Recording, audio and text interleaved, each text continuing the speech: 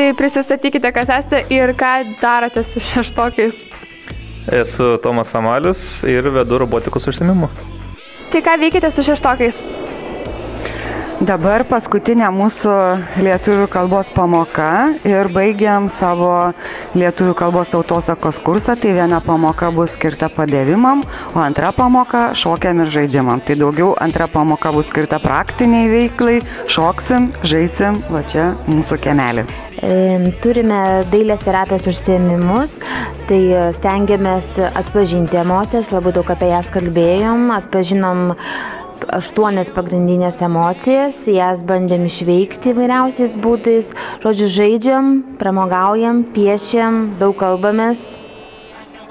Tai mano vardas Aivaras, aš esu lektorius, dažnai vedantis įvairias pamokas mokiniam, mokytojam, jų tėvam ir dažnai dirbu mokyklose, įvairiose projektuose.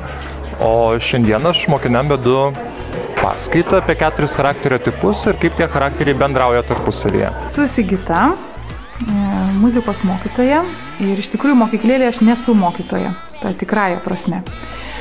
Su mūsų šeštokais dirbau programoje, kuri vadinasi būtent Langas į menų pasaulį. Ir didysis tikslas, aš taip galvoju, tai yra būtent brandžios asmenybės auginimas. Šiuo atveju, mano atveju, tai būtų per meną, konkrečiai per muziką ir per garsą. Ar patinka mokyti šioje mokykloje? Taip. O kodėl? Nes nereikia pamokų penktadienį mokyklai. Nes išmokstame daug dalykų, kurių paprastai mokyklai nemoko. O kas jums labiausiai čia patinka? Labiausiai man patinka... Tu pratęsk. Kai atvažiuoja lektoriai ir moko apie įvairius dalykus, pavyzdžiui, mokė mus paskutinį kartą apie kūno kalbą, buvo labai įdomi pamoka. Ar manote, kad ši mokykla yra reikalinga ir naudinga? Taip, to, kad ta mokykla padeda geriau išmokti ir tapti lyderiais, sėkmingais. O ką išmokai šioje mokykloje? Aš išmokau labiau pasitikėti savimi, galbūt geriau bendrauti komandoje ir mokėti atskleisti savo mintis kitiems. O tu ką išmokai šioje mokykloje?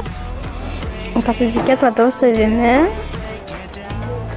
Gal galite parodyti ir pademonstruoti, ką išmokote? Tu ką išmokai? Ką čia parodai? 3 pirštų technika. Neša sėkmę. Turbūt.